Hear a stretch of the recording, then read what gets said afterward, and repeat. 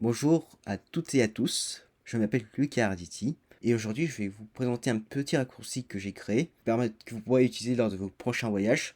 Si vous voulez discuter avec des locaux et que vous ne connaissez pas très bien la langue locale, soit le Wi-Fi, soit la connexion au réseau mobile, car le script de traduire ne fonctionne qu'avec une connexion Internet. Sinon vous aurez un message d'erreur et du coup le raccourci ne fonctionnera pas. J'ai téléchargé dans le général à la fois la langue à l'écrit, c'est-à-dire avec le clavier, mais aussi la langue avec la voix. En effet, pour pouvoir utiliser la langue, il faudra le définir dans énoncé.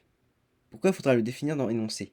Énoncé, quand vous le mettez par défaut, il vous fera soit la langue dans la langue que vous aurez définie sur votre iPhone, c'est-à-dire par exemple, si vous êtes français comme moi, le français, mais aussi l'anglais.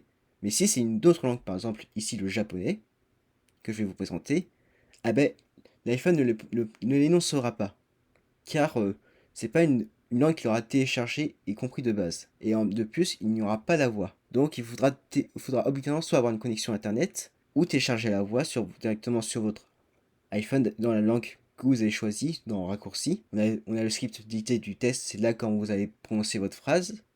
Puis vous allez traduire la phrase que vous avez prononcée dans la langue que vous aurez définie. Là, ici, c'est le japonais. Puis on envoie ce texte traduit dans le texte. Définir comme variable directement le texte traduit.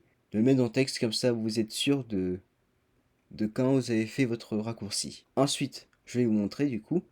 Si je tape par exemple énoncé, on a. Vous voyez, par défaut, vous mettra votre langue que vous avez définie sur votre iPhone. C'est-à-dire là, le deuxième énoncé, il a mis le français. Or, si notre texte est traduit en japonais, énoncé ne fonctionnera pas avec la langue française, ce qui est logique. Du coup, il faudra définir dans énoncé que la langue qu'on veut, c'est le japonais. Comme, comme montré dans l'énoncé qui est juste ici. Quand votre texte que vous avez dicté sera traduit, il sera bien prononcé en japonais. Maintenant, je vais vous faire une petite démonstration.